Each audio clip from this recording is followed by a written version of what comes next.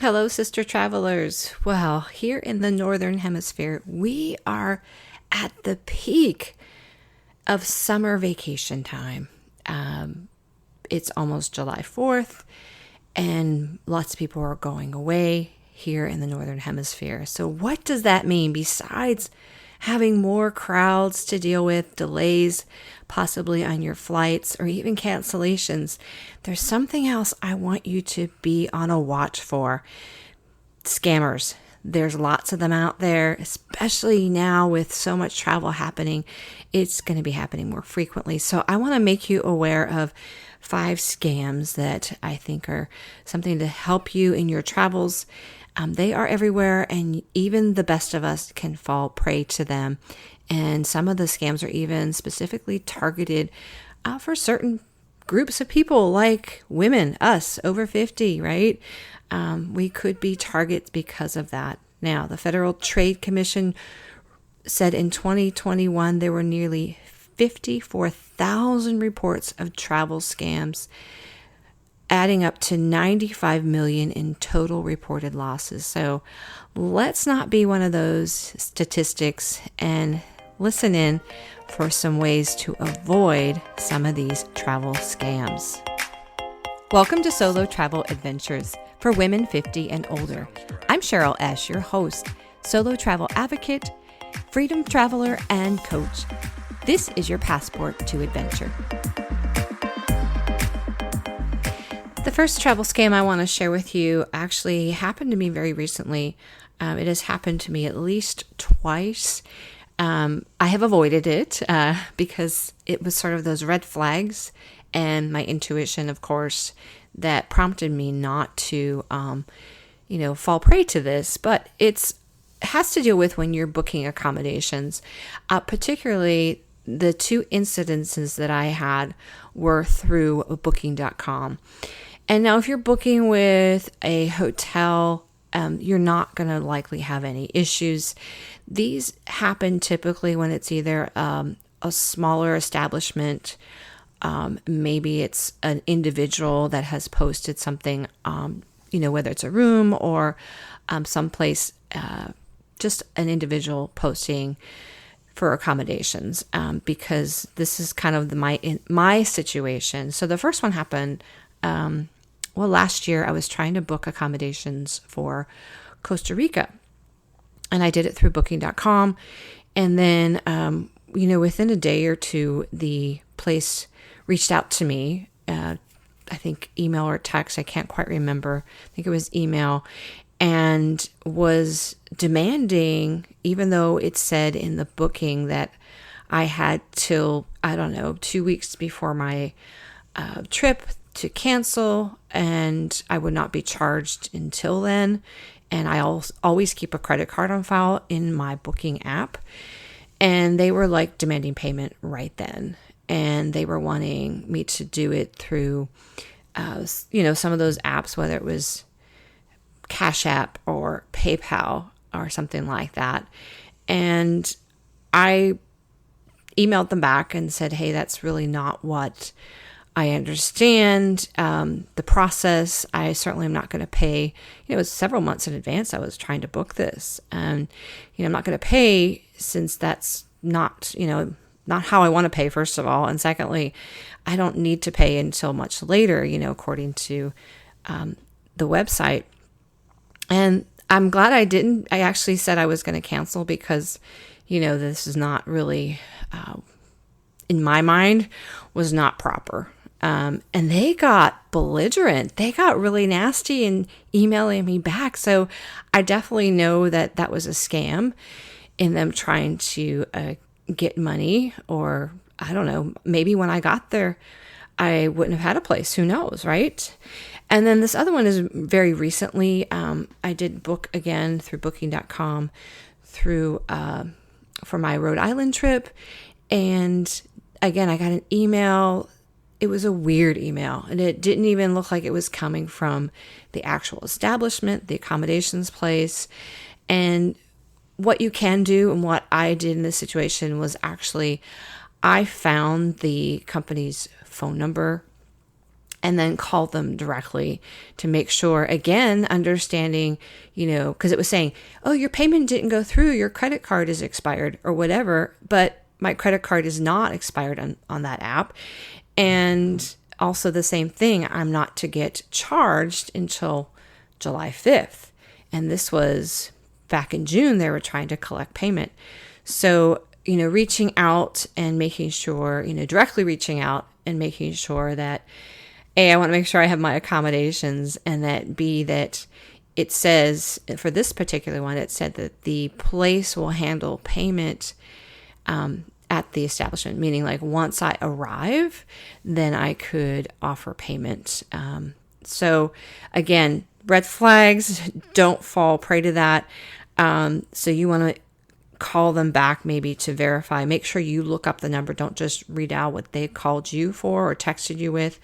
Look it up. Make sure you're calling the actual number of that place to confirm. And, because that can happen, scamming with booking accommodations. And then you don't want to be left not only with you paying this, and then actually when you get there, you probably won't even have accommodation. So that's happened. I have not fallen prey to that, thankfully, but just be aware that that is happening. So just look out for that. Number 2, fake taxis. And I will have to admit, I wasn't quite, on top of my game, but some of it had to do with my travel partner was also not aware. And in Paris, we got scammed with what was not a taxi, but we thought it was a taxi. And so this happens a lot in some of those larger airports, international airports. And they can see tourists a mile away. I hate to say it, especially us Americans. We just stand out, right? And so we look kind of lost. And so they have, oh, I'll take you, taxi. But they're not legitimate taxis. They might even have a fake little meter in their car that may or may not run either. So be aware of that. So what I recommend in this case, and now I don't see this happening in the U.S. airports. Mostly people, when they arrive at a U.S. airport, they are usually taking a ride share or maybe a public transportation, or they're being picked up. So I have not seen this happen in U.S. airports, but I have seen it happen. Saw it in Paris.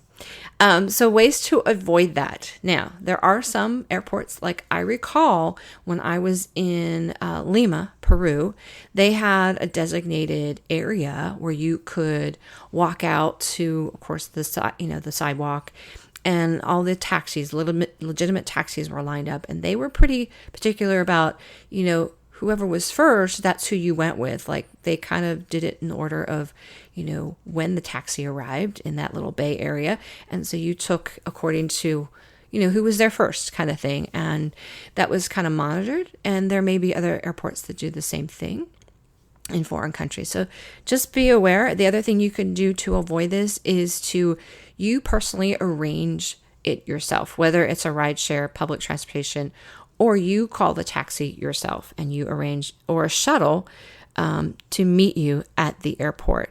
So that way it's legitimate. So don't fall prey to the fake taxi people there, because they will charge you more. They charge you way more, by the way. So all right, number 3, beware of vacation clubs where you have to join for discounts. And then even some third-party booking agencies you need to be careful of. I would say to avoid this, do your research, do your internet search, check Better Business Bureau, and check to see if they even have a legitimate website. Some of these companies that are, maybe fake, I'll just say fake, just maybe have a Facebook page and they don't actually have a website. And so it's a little disconcerting when that happens. And also vacation clubs, they make you think that you're getting discounts when actually a lot of times whatever they're offering is you can get it just as cheap by booking it on your own. Just be aware that they're not always legitimate. For example, I subscribe to a weekly email from TravelZoo, and which is great. It tells you all kinds of discounts that are different places are offering, but these are, again, third-party travel agencies or whatever.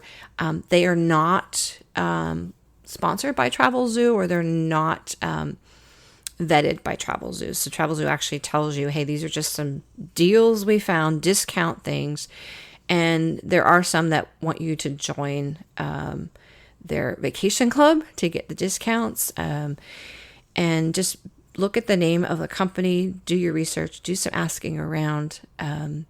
Word of mouth sometimes is the best place to find legitimate travel agencies or clubs, but most of them are, they're going to just scam you. There's going to be a lot of hidden cost, so be aware of that. For example, you might see a really good deal, but it doesn't include airfare, and most of them actually don't. So, but just be aware of that. They're going to probably nickel and dime you. So I don't use vacation clubs. I have had people that actually use some of those deals from TravelZoo, but and have not had a problem, where some have, right? So, or they can't get their money back, and that's the scam, right? You pay this money, and then there's nothing. They don't provide the actual service.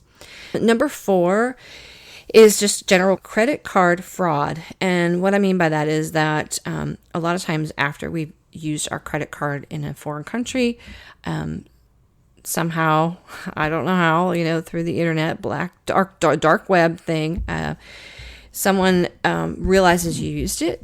And so then they reach out to you, whether it's a text or email or phone call, and they want to do a verification call. Now you have to be careful. This may actually be truthful with your bank, all right, or your credit card company. But the best advice is to, one example that I had seen is, someone had used their credit card at a hotel, and then within a few hours, they got a phone call saying they were the hotel and that there was an issue with their payment or their credit card. And so they wanted to re-verify that over the phone. And in that case, you would just hang up. And if you're at the establishment, you go downstairs and just make sure that's legit, right?